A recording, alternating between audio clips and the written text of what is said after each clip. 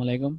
हमारा जो आज का टॉपिक है उसमें हमने कंटिन्यूटी ऑफ अ फंक्शन को डिस्कस करना है और बेसिकली हमने इस बात को इन्वेस्टिगेट करना है कि कोई फंक्शन कब कंटिन्यूस होता है और कब डिसकंटिन्यूस होता है। यानी कि अगर हमें कोई फंक्शन गिवन हो और हमने डिसाइड करना हो कि वो फंक्शन कंटिन्यूस है या डिसकंटिन्यूस है at some certain value C, तो वो कौन से कंटिन्यूटी टेस्ट्स होंगे जिनको अप्लाई करके हम इस बात को मालूम कर सकते हैं कि फंक्शन कंटिन्यूस है या डिसकंटिन्यूस है। तो सबसे पहले जो हमारा आज का टॉपिक है उसमें हम स्टडी करते हैं कि जनरली हम देखते हैं कि कोई फंक्शन कंटिन्यूस या डिसकंटिन्यूस कब होता है।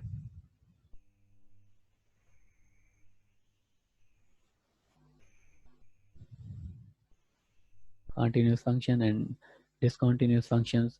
और अगर आप रिवाइज करें कि अगर जब आप लैब में काम करते हुए कोई भी डाटा कलेक्ट कर रहे हों किसी भी एक्सपेरिमेंट के मुतालिक, तो सबसे पहले आप क्या करते हैं कि आप एक टेबल ड्रा करते हैं और लेट से आप वोल्टेज को चेंज करते हुए एक टेबल बना रहे हैं। वोल्टेज आप चेंज कर रहे हैं, वोल्टेज की आप डिफरेंट वैल्यूज सेट कर रहे हैं और आपके पास लेट से सर्किट में ये कोई रजिस्टर कनेक्टेड है और एक बैटरी, आपके पास एक ट्यूनेबल बैटरी है लेट से जिसको आप ट्यून कर सकते हैं। और जब आप वोल्टेज चेंज कर रहे हैं उसके कोरस्पॉन्डिंग करंट चेंज हो रहा है और सर्किट में आपने एक एमीटर फिट किया हुआ है और आप ये स्टडी करना चाहते हैं कि जब आप वोल्टेज की कोई वैल्यू सेट करें तो उसके कोरस्पॉन्डिंग करंट की आपके पास क्या वैल्यू होती है। इसी तरह से आप एक डाटा टेबल बनाते जाते हैं और उसके बाद जब आप वी और आई के दरमियान ग्राफ फाइंड करते हैं, ये एक हम जनरल एग्जांपल कंसिडर कर रहे हैं। बेसिकली आपके पास वो कोई भी एक्सपेरिमेंट हो सकता है और जब आप इन पॉइंट्स पे के अकॉर्डिंग ग्राफ ड्रा करते हैं तो सबसे पहले आप पॉइंट्स जो हैं वो ड्रा करते हैं और लेट्स से हम यूँ कोई पॉइंट्स ड्रा करते हैं और यहाँ पे आई वी ग्राफ बेसिकली आपके पास इस तरह का नहीं होता लेकिन मैं एक जनरल ग्राफ बना रहा हूँ और इसके कोरस्पॉन्डिंग जब आप पॉइंट्स को मैच करते हैं आपस में फ्री हैंड के साथ, तो आप पॉइंट्स को इस तरह से मैच करते हैं और ये आपके पास एक ग्राफ बन जाता है। और बेसिकली ग्राफ बनाते हुए आप एज्यूम कर रहे होते हैं कि फंक्शन जो है वो कंटिन्यूस है और इसके साथ साथ आप ये एज्यूम कर रहे होते हैं, जो आप एजम्पशंस ले रहे होते हैं ग्राफ बनाते हुए वो आपके पास ये होती हैं। फर्स्ट एजम्पशन आपके पास ये होती है कि फंक्शन इज कॉन्टीन्यूस। इसके साथ साथ आपके पास कोई भी फंक्शन हो सकता है, let's say y equal to x square और सम अदर फंक्शन। और ये आपके पास पहली एजम्पशन होती है और दूसरी एजम्पशन आपके पास ये होती है कि output very continuously with input and do not jump। और जो आपके पास आउटपुट है उसमें कोई जंपिंग बिहेवियर आपके पास नहीं होता। और इस केस में अगर हम सिंपली डिफाइन करें किसी भी कंटिन्यूस फंक्शन को, तो आप डिफाइन कर सकते हैं कंटिन्यूस फंक्शन को सिंपल वर्ड्स में कि a function is continuous whose graph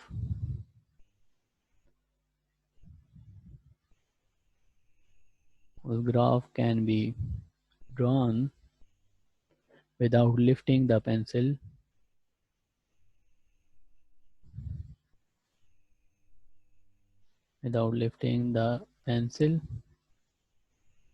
और ये ग्राफ आपके पास कंटिन्यूस होगा। लेट्स से अगर मैं ये ग्राफ ड्रा करता हूँ एक, तो ये मेरे पास एक कंटिन्यूस फंक्शन है क्योंकि ये ग्राफ आप इजीली ड्रा कर सकते हैं विदाउट लिफ्टिंग द पेंसिल। और एफ ऑफ एक्स आपके पास एक कंटिन्यूस फंक्शन होगा इस केस में। और अगर हम इसके ऑपोजिट देखें कि डिसकंटिन्यूस फंक्शन आपके पास कौन सा होगा और उसको आप सिंपल वर्ड्स में डिफाइन करना चाहें, तो वो आपके पास डिसकंटिन्यूस एक ऐसा फंक्शन होगा जिसका ग्राफ आप without lifting the pencil draw ना कर सकें। लेट से आपके पास एक ये ग्राफ है और उसके बाद ये ग्राफ यहाँ से स्टार्ट होकर यहाँ पे जाता है और जी ऑफ एक्स इस केस में आपके पास डिसकंटिन्यूस फंक्शन होगा। फंक्शन होगा।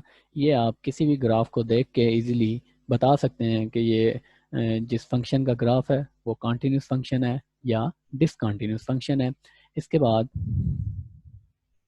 हम सबसे पहले डिफाइन करते हैं कि मैथमेटिकली अगर हमने चेक करना हो किसी फंक्शन को कि वो कॉन्टीन्यूस है या डिसकंटिन्यूस है, तो हमारे पास कॉन्टीन्यूटी टेस्ट है जो हम किसी भी फंक्शन पे अप्लाई करके चेक कर सकते हैं कि वो फंक्शन कॉन्टीन्यूस है या डिसकंटिन्यूस है।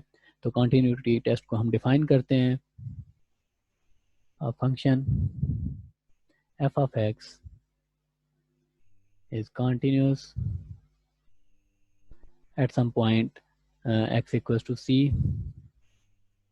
if and only if it meets following three conditions.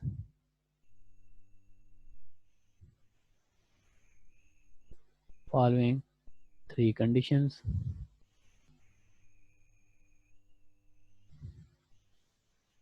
Okay, तो फर्स्ट कंडीशन है हमारे पास कंटिन्यूटी चेक करने के लिए कि वो फंक्शन आपके पास डिफाइंड हो एट दैट वैल्यू।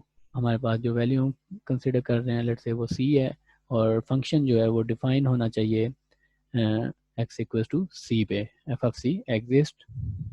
और ये एक्स इक्वल्स टू सी पे, इसका मतलब आपके पास ये है कि at x equals to c function is defined. ऐसा नहीं होना चाहिए कि फंक्शन की वैल्यू आपके पास 0 ओवर 0 आ रही हो या 0 इंटू इन्फिनिटी आ रही हो या फिर आपके पास इन्फिनिटी ओवर इन्फिनिटी आ रही हो, बल्कि फंक्शन की आपके पास कोई डिफाइंड वैल्यू आ रही हो, 0 इन्फिनिटी 1 7 9 इस तरह की कोई भी वैल्यू आपके पास आ रही हो। और दूसरी जो कंडीशन है कि फंक्शन कंटिन्यूस तब होगा जब आपके पास लिमिट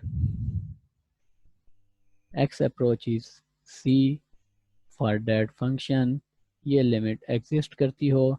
ये लिमिट एग्जिस्ट तब करती है, लास्ट टाइम 2.5 एक्सरसाइज में हमने देखा था कि limit x approaches c for f of x तब एग्जिस्ट करती है जब आपके पास left hand limit right hand limit के इक्वल हो। तो इसको हम मज़ीद अगर डिटेल में बताना चाहें तो हम कह सकते हैं which only exist when limit x approaches to c from right side equals to limit x approaches to c from left side, या आप कह सकते हैं इसको right hand limit equals to left hand limit। तो इस केस में जब ये कंडीशन आपके पास सेटिस्फाई कर रही हो तो उस केस में आपके पास limit x approaches c for f of x exist करती है। और तीसरी कंडीशन हमारे पास जो फाइनल कंडीशन है वो इस केस में ये है कि limit x approaches c for f of x should be equals to f of c। ये हमारे पास जो पहली दो कंडीशंस से जो दोनों रिजल्ट्स आते हैं ये दोनों आपके पास अगर इक्वल हों तो उस केस में फंक्शन आपके पास कॉन्टीन्यूस होता है, अदरवाइज वो फंक्शन डिसकॉन्टीन्यूस होता है। और उसके बाद हम कंसिडर करते हैं एक्सरसाइज 2.6 और एक्सरसाइज 2.6 में बेसिकली एक्सरसाइज 2.6 जिसमें हम ये कंटिन्यूटी टेस्ट और फंक्शंस की कंटिन्यूटी को स्टडी करना इससे डील करेंगे, उससे रिलेटेड क्वेश्चंस को सॉल्व करेंगे। एक्सरसाइज 2.6 में हमने क्वेश्चन सॉल्व करने हैं, question 5 and question 6 and then question number 29 to 32, question number 13 to 17, question number 23 to 28 and finally question number 39 and 40।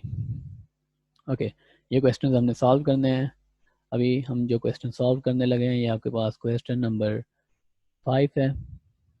Question number 5 में आपको एक function F of x given है और उसकी आपके पास डिफरेंट वैल्यूज़ गिवन है डिपेंडिंग ऑन द कांस्टेंट सी और different domains में वो फंक्शन डिफरेंट बिहेवियर है उस फंक्शन का। और इस क्वेश्चन में जो हमने हमारे पास ए पार्ट है जिसमें हमसे पूछा गया है डज एफ ऑफ -1 एग्जिस्ट। इस क्वेश्चन का हमने आंसर करना है। और यहाँ पे अगर आप देखें कि हमने चूज़ करना है एफ ऑफ एक्स हमें गिवन है -1, एक्स आपको -1 गिवन है। इसके कोरेस्पॉन्डिंग अगर आप ऊपर क्वेश्चन में देखें तो आपको कौन सी वैल्यू गिवन है एफ ऑफ एक्स के कोरेस्पॉन्डिंग। तो एक्स जब आपके पास इक्वल्स टू -1 हो तो ये कंडीशन आपके पास बन रही है एक्स इज ग्रेटर देन और इक्वल्स टू -1, इसलिए हम चूज करेंगे x square -1, f of x equals to x square -1। और जब हम एफ -1 एक्स इक्वल्स टू -1 इसमें पुट करेंगे -1 whole square -1 it will be equals to 1 -1 equals to 0।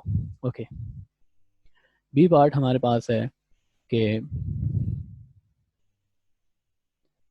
जिसमें हमने बताना है, और इसमें सॉरी ए पार्ट में हमसे पूछा गया था डज एफ ऑफ -1 एग्जिस्ट, तो हमारा आंसर है yes, f of -1 equals to 0 some defined value है तो एफ ऑफ -1 एग्जिस्ट करते हैं।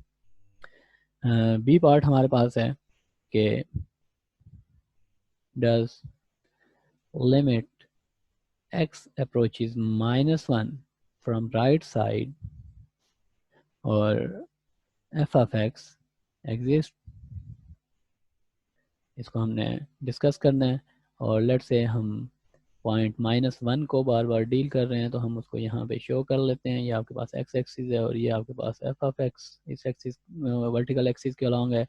f -1 को आप अप्रोच कर रहे हैं, यानी कि इस केस में ये आपको x इक्वल्स टू -1 से डील करना है। और x इक्वल्स टू -1 को जो -1 पॉइंट है उसको आप अप्रोच कर रहे हैं from right side, from positive side, यानी कि इस साइड से आप उसको अप्रोच कर रहे हैं। और आपके पास ये सारी वैल्यूज़ बनती हैं।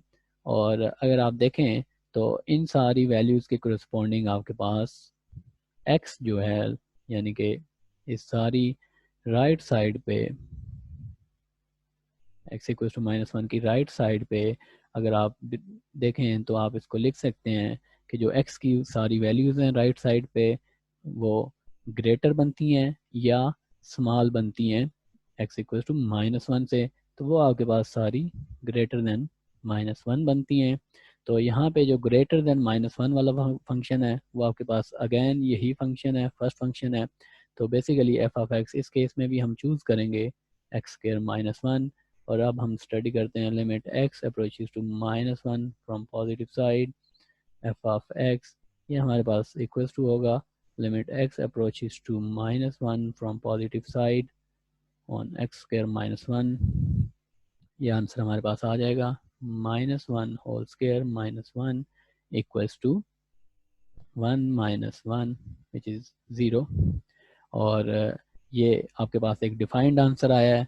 तो हमारा जो क्वेश्चन था डज लिमिट x -1, ये लिमिट आपके पास पॉजिटिव साइड लिमिट एग्जिस्ट करती है यानी कि right hand side limit exist करती है यानी, तो हमारा आंसर है यस। ओके, सी पार्ट है हमारे पास इसी क्वेश्चन का। सी पार्ट में बेसिकली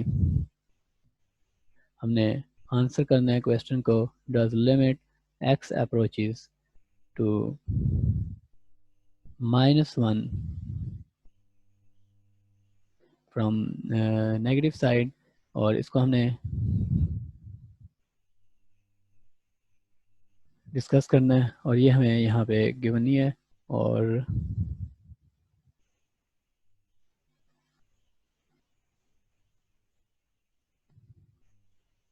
हमने यहाँ पे डिस्कस करना है क्वेश्चन, जो आंसर करना है वो ये है कि does limit f of x equals to f of -1।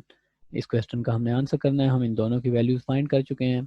अगर हम पिछले पेज पे जाएं तो हमारे पास एफ एट -1 इक्वल्स टू 0 था, और लिमिट जो हमारे पास राइट हैंड लिमिट थी उसका आंसर भी हमारे पास 0 था। तो इस केस में हमारे पास 0 इक्वल्स टू 0 है, तो यस ये दोनों आपस में इक्वल हैं। और उसके बाद हमने फोर्थ जो पार्ट है उसमें हमने बताना है कि फंक्शन जो है वो कॉन्टीन्यूस है, फंक्शन कॉन्टीन्यूस है या कॉन्टीन्यूस नहीं है।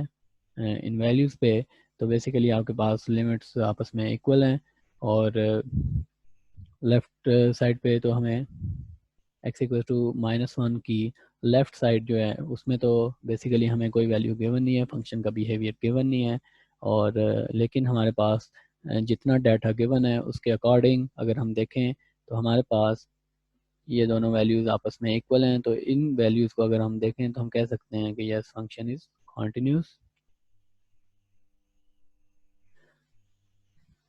ओके, उसके बाद क्वेश्चन नंबर 15 है हमारे पास, जिसको हम ट्राई करते हैं। क्वेश्चन नंबर 15, और इसमें बेसिकली हमने डिस्कस करना है एट व्हाट पॉइंट्स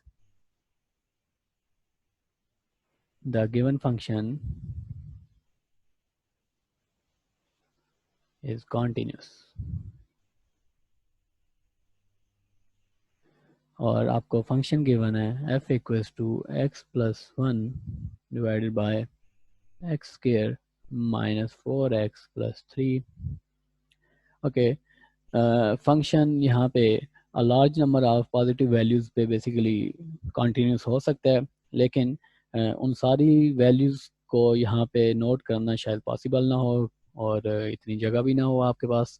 तो जो आसान तरीका है वो ये है कि हम वो वैल्यूज़ फाइंड कर लें जिन पे फंक्शन डिसकंटिन्यूस है। अगर हम वो वैल्यूज़, एक वैल्यू है या दो वैल्यूज़ हैं या जितनी भी वैल्यूज़ हैं जिन पे फंक्शन डिसकंटिन्यूस है, अगर हम वो वैल्यूज़ फाइंड कर लेते हैं तो हम ये इजीली बता सकते हैं कि इन वैल्यूज़ के अलावा जितनी भी पॉसिबल वैल्यूज़ हैं उन पे फंक्शन आपके पास कंटिन्यूस होगा। तो यहाँ पे हम बेसिकली ट्राई कर लेते हैं वो वैल्यूज़ जिन पे फंक्शन ब्लो करता है। तो यहाँ से आप इजीली बता सकते हैं कि दिस फंक्शन विल blow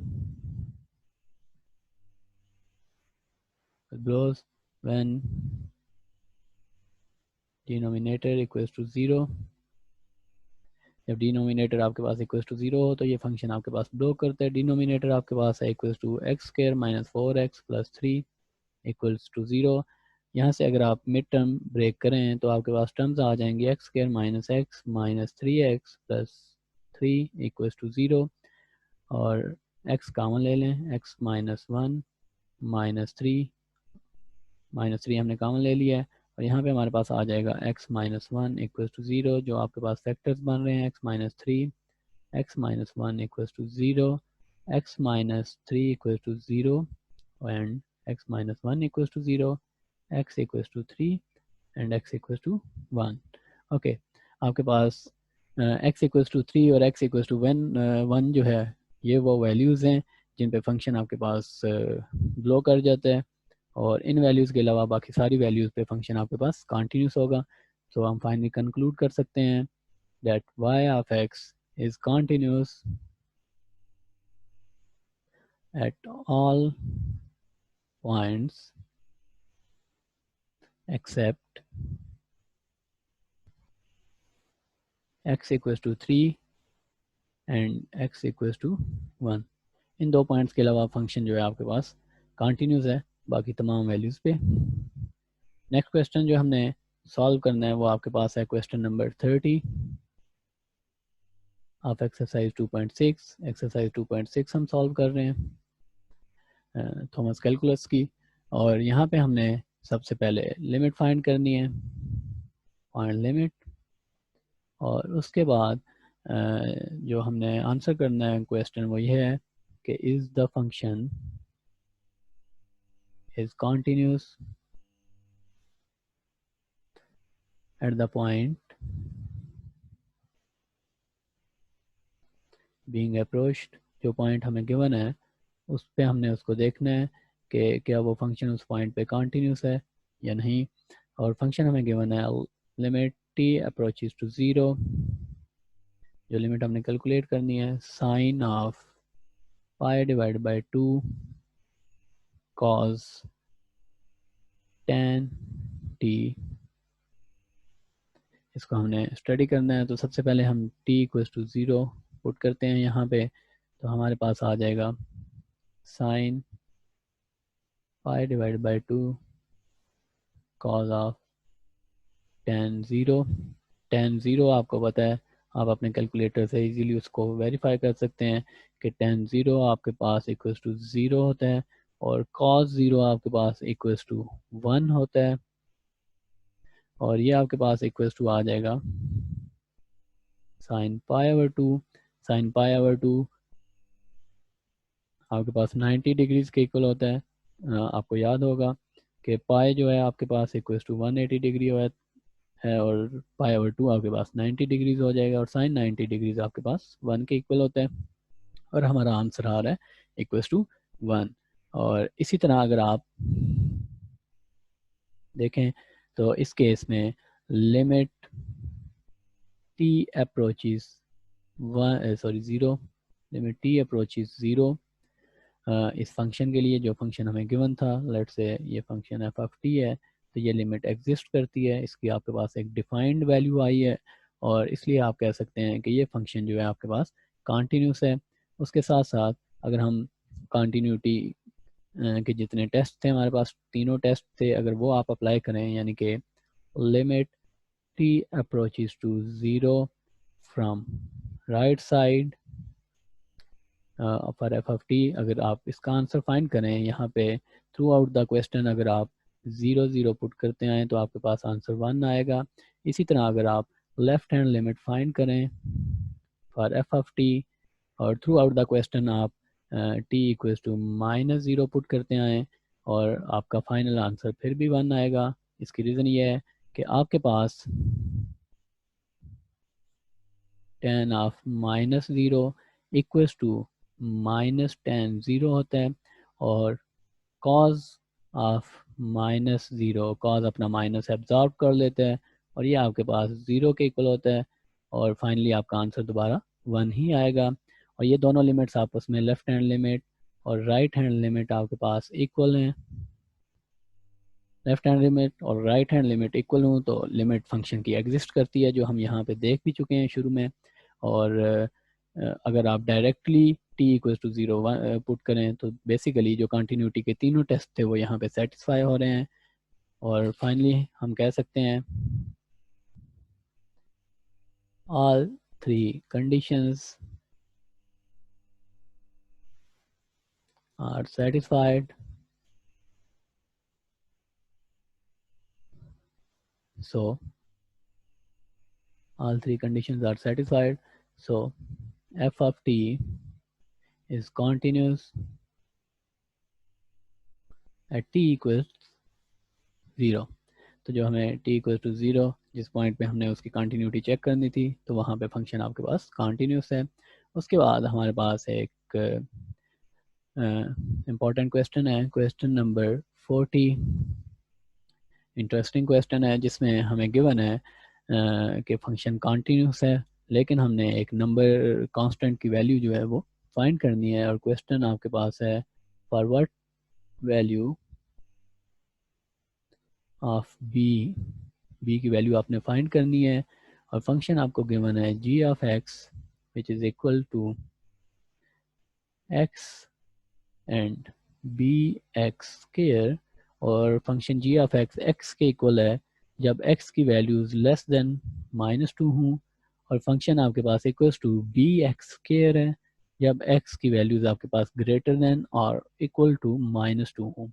यानी कि अगर यहाँ पे हम इसको देखें तो ये आपके पास -2 अगर पॉइंट है x के अबाउट, और अगर आप x से लेस वैल्यूज़ की तरफ हैं, यानी कि x से जो x इक्वल्स टू -2 से जो लेस वैल्यूज़ बनती हैं आपके पास वो इस साइड पे बनती हैं, और x इक्वल्स टू 2 और x ग्रेटर देन 2 की जो वैल्यूज़ हैं वो ये वैल्यूज़ आपके पास बनती हैं। तो यहाँ पे फंक्शन आपके पास equals to B X square है इस साइड पे, यानी कि -2 पे और -2 की राइट साइड पे आपके पास फंक्शन बी एक्स स्क्वायर है, और x इज़ लेस देन -2 पे आपके पास फंक्शन g ऑफ x जो है वो इक्वल टू x है, और यहाँ पे आपके पास function g of x equal to B X square के है। ओके, क्वेश्चन पे आते हैं कि for what value of b is function g of x continuous at every x। ये हमने फाइंड करना है कि अगर फंक्शन कंटिन्यूस हो x इक्वल टू -2 पे, तो b एक अननोन नंबर है आपके पास, उसकी वैल्यू आपके पास क्या होनी चाहिए। हमें पता है कि इफ़ फंक्शन इज़ कंटिन्यूस और वो वैल्यू आपको गिवन है x equals to -2, it means अगर हम कंटिन्यूटी के जो तीनों टेस्ट थे हमारे पास उनको यूज़ करें तो जो हमारे पास कंडीशंस आ सकती हैं वो ये आ सकती हैं कि g ऑफ -2 एग्जिस्ट, यानी कि ये वैल्यू एग्जिस्ट करती है। और उसके बाद जो हमारे पास एक और कंडीशन थी कि कोई फंक्शन कंटिन्यूस तब होता है जब आपके पास right hand limit equals to हो लेफ्ट हैंड लिमिट के। इसको अगर मैं मैथमेटिकली लिखूं तो मैं लिख सकता हूँ x limit x approaches to -2 from right side g of x equals to limit x approaches to -2 from left side g of x के। ये हमारे पास कंडीशन 2 बनती है और कंडीशन 2 अगर आप देखें तो एक इक्वेशन की फॉर्म में है और मे बी ये इक्वेशन हमारे लिए हेल्पफुल साबित हो वैल्यू फाइंड करने के लिए, b की वैल्यू फाइंड करने के लिए। और अब अगर आप यहाँ पे देखें तो जब आप लेफ्ट राइट साइड पे हूँ तो राइट साइड पे x इक्वल्स टू -2 की जब आप राइट साइड पे हूँ तो फंक्शन आपके पास bx² के इक्वल्स था। तो यहाँ पे हम लिख सकते हैं limit x approaches to -2 plus bx² equals to, और जब आप लेफ़्ट साइड पे हूँ फंक्शन यानी कि जी ऑफ एक्स जो फंक्शन है आपके पास वो x इक्वल्स टू -2 पे कि लेफ़्ट साइड पे आपके पास इक्वल्स टू x है और ये आपके पास आ जाएगा limit x approaches to -2 from left side आपके पास इक्वल्स टू है x के।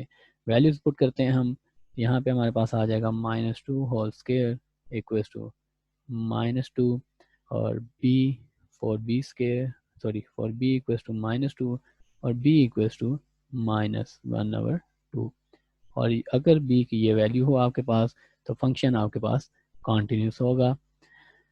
ओके, ये हमारे पास आज का लेक्चर था जिसमें हमने बेसिकली स्टडी किया कि किसी फंक्शन की कॉन्टीन्यूटी को हम किस तरह से टेस्ट कर सकते हैं उसके ग्राफ को देख के। दूसरी बात कि उसको मैथमेटिकली हम किस तरह इन्वेस्टिगेट कर सकते हैं कि फंक्शन कॉन्टीन्यूस है या डिसकॉन्टीन्यूस है, और उसको मैथमेटिकली इन्वेस्टिगेट करने के लिए हमने 3 कंडीशंस राइट डाउन की थी, कॉन्टीन्यूटी टेस्ट का नाम दिया है जिन 3 कंडीशंस को हमने। और अगर हम किसी भी फंक्शन पे वो तीनों कंडीशंस अप्लाई करें और वो तीनों कंडीशंस सेटिस्फाई हो रही हूँ तो इसका मतलब ये होगा कि वो फंक्शन कॉन्टीन्यूस है, अदरवाइज वो फंक्शन डिसकॉन्टीन्यूस होगा। नेक्स्ट लेक्चर में मिलते हैं, तब तक अपना ख्याल रखें। अल्लाह हाफिज़।